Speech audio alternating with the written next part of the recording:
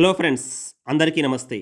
ఈరోజు మనం ఈ వీడియోలో భారతదేశ హిందూ మత ఖ్యాతిని తన అద్వైత సింహనాదంతో సనాతన ధర్మ కీర్తిని విశ్వవ్యాప్తం చేసిన యువ సన్యాసి స్వామి వివేకానంద బోధనల సారాంశాన్ని, సందేశాన్ని సంక్షిప్తంగా తెలుసుకునే ప్రయత్నం చేద్దాం. మొదటి సందేశం: మిమ్మల్ని మీరు విశ్వసించండి. ఆత్మవిశ్వాసమే అన్ని విజయాలకు మూలం అనేది స్వామీజీ సందేశం. నీకు మోక్షం కావాలన్నా, బలవంతుడిగా మారాలన్నా ముందు నిన్ను నీవు నమ్ము అని ఘంటాపదంగా చెప్పిన వ్యక్తి స్వామి వివేకానంద. విశ్వాసం, విశ్వాసం, మనపై మనకు విశ్వాసం, భగవంతుడిపై విశ్వాసం, ఇదే పరిపూర్ణ వికాస మంత్రం. మన స్వదేశీ 33 కోట్ల పౌరాణిక దేవతలపైన, విదేశాలలో పుట్టి మన దేశంలో పరిచయం చేస్తూ వచ్చిన దేవీ దేవతలపైన మీకు నమ్మకమున్నా, మీపై మీకు ఆత్మవిశ్వాసం లేకపోతే నిష్కృతి ఉండదు అని ఖరాఖండిగా చెప్పిన వ్యక్తి స్వామీజీ. ఇక రెండో సందేశం: మానవ సేవే మాధవ సేవ. దేవుడెక్కడో చనిపోయాక స్వర్గంలో లేడు. దేవుడు మన చుట్టూనే ఉన్నాడు. అది గమనించాల్సింది మనమే అంటారు స్వామి వివేకానంద. పేదలు, బలహీనులు, అవసరార్థులకు సేవ చేయడమే అత్యున్నతమైన దైవ పూజ.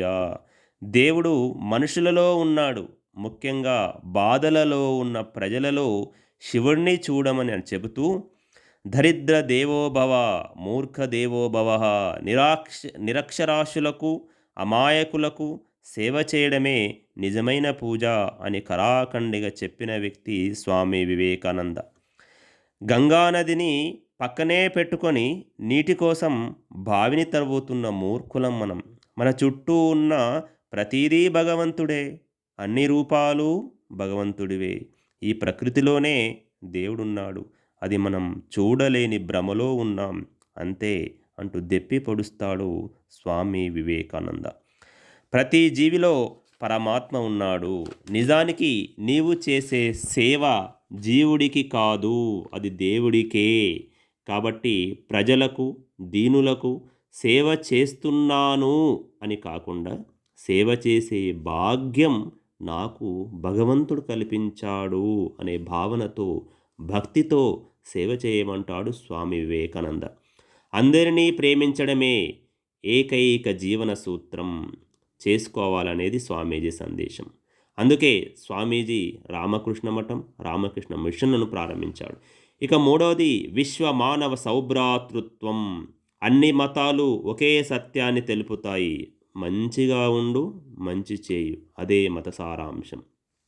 మూర్ఖుణ్ణి మనిషిగా, మనిషిని దేవుడిగా మార్చేదే మతం.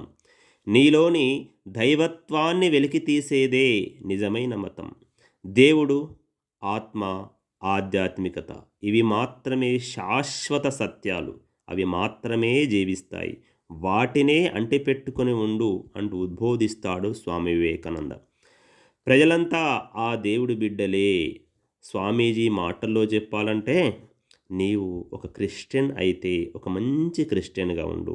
నీవు ఒక మహమ్మదీయుడవైతే ఒక మంచి మహమ్మదీయుడిగా ఉండు.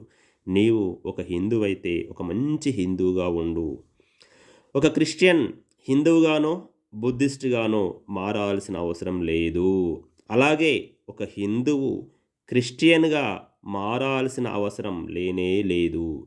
నీవు ఇతరుల మతంలోకి మారకుండా, ఇతరులను నీ మతంలోకి మార్చకుండా, మత సహనంతో ఇతరుల మతాల మూల భావనలను, సందేశాన్ని అర్థం చేసుకొని తమ తమ మతాలలో ఉన్న సందేశాలను తూచా తప్పకుండా పాటించాలని వివేకానందుల వారి అంతర్లీన సందేశం. ఇంకా మనకు అర్థమయ్యేలా మన భాషలో చెప్పాలంటే ఒక్కసారి చరిత్రను తిరిగి చూద్దాం. ఏపీజే అబ్దుల్ కలాం, మదర్ తెరీసా, స్వామి వివేకానంద, సర్వేపల్లి రాధాకృష్ణ, మహాత్మా గాంధీ, శివాజీ మహారాజ్, మహారాణా ప్రతాప్, శ్రీకృష్ణదేవరాయలు, మహారాజా రంజిత్ సింగ్, రాణి రుద్రమదేవి, ఝాన్సీ లక్ష్మీబాయి, త్యాగరాజు, అన్నమయ్య, గురునానక్, సంత్ కబీర్, దయానంద్ సరస్వతి, రామకృష్ణ పరమహంస, ఇలా ఎందరో మహానుభావులు. వారెవరు? వారి తాత ముత్తాతల నుంచి వారసత్వంగా వస్తున్న మతం మారలేదు. వారి స్వంత మతంలోనే ఉన్న సుగుణాలను ఆచరణలో చూపారు, మహనీయులయ్యారు. వారికి మోక్షం లేదా స్వర్గం లభిస్తే మనకు తప్పకుండా లభిస్తుంది. వారికి లభించకపోతే మనకు అక్కర్లేదు అనేది నా అభిప్రాయం. మరి మీరేమంటారు మిత్రులారా? ఇక 4వ సందేశం, మంచి వ్యక్తిత్వం కలిగి ఉండాలనేది స్వామీజీ సందేశం. When wealth is lost, nothing is lost. When health is lost, something is lost. But character is lost, everything is lost అంటారు స్వామి వివేకానంద. ఈ ప్రపంచానికి కావలసింది మంచి వ్యక్తిత్వం ఉన్న వ్యక్తులు. నీ వ్యక్తిత్వం మాత్రమే నిన్ను అన్ని బాధల నుంచి విముక్తం చేస్తుంది తప్ప నీ డబ్బు, నీ హోదా, నీ చదువు కాదంటాడు స్వామి వివేకానంద.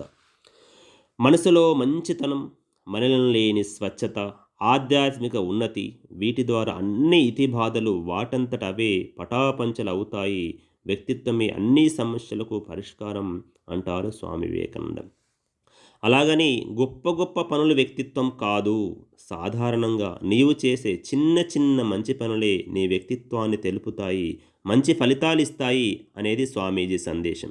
లేవండి, నిల్చోండి, దృఢంగా ఉండండి, బాధ్యతను భుజస్కంధాలపై వేసుకోండి, నీ గమ్యానికి నీవే సృష్టికర్తవు అంటూ వ్యక్తిలోని వ్యక్తిత్వాన్ని తట్టిలేపడమే స్వామీజీ అసలు ఉద్దేశం. ఇక 5వది విద్య, చదువు.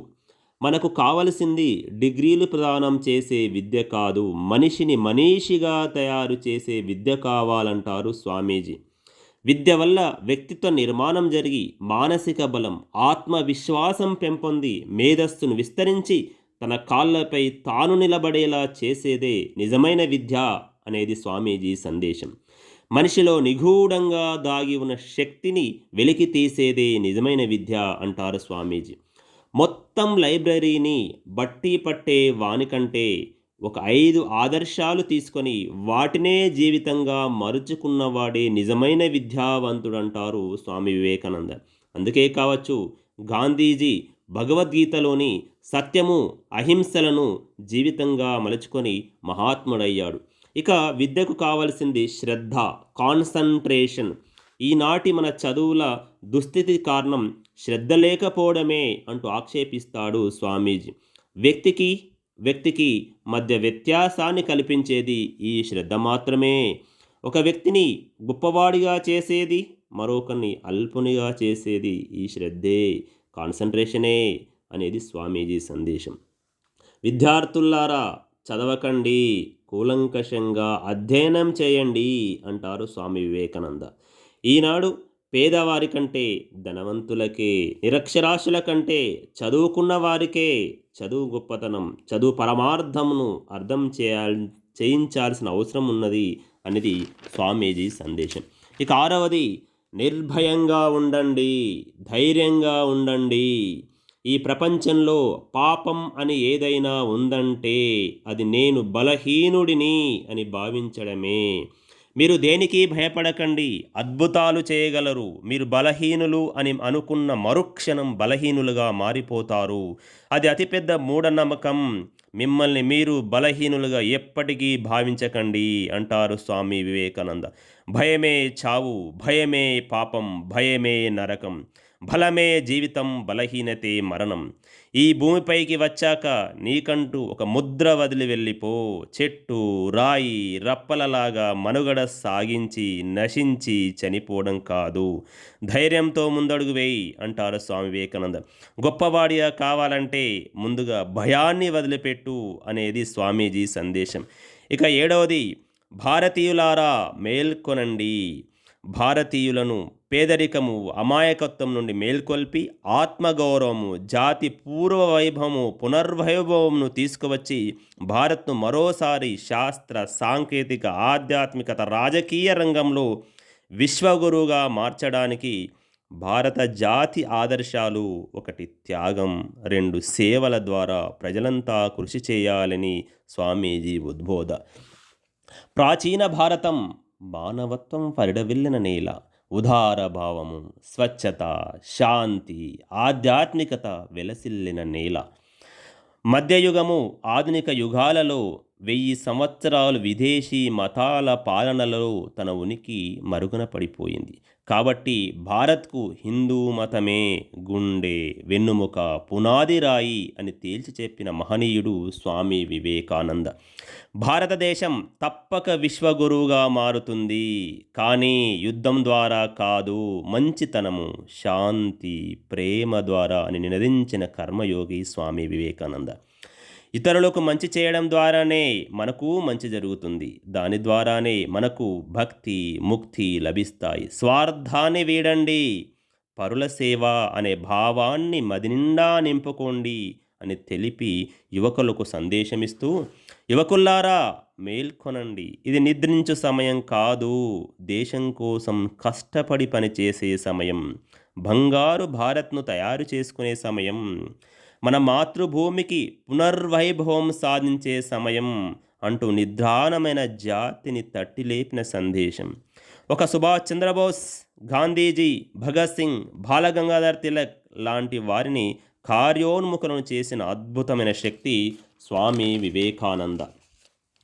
ఒక్క మాటలో చెప్పాలంటే, ఒక మనిషి మనీషిగా మారాలంటే స్వామి వివేకానంద సూక్తులను రోజుకొక్కటి చొప్పున ఆచరణలో పెడితే చాలు. ప్రతి మనిషి దైవ గుణాలతో తానే దేవుడుగా మారుతాడు.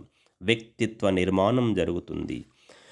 ప్రజలంతా స్వామి వివేకానంద బోధనలను పాటిస్తే త్యాగము, సేవ గుణాల ద్వారా కష్టపడి పనిచేసి దైవభక్తి, దేశభక్తిని నిలువెల్లా నింపుకొని భారతమాతకు పునర్వైభవం తీసుకురాగలరు.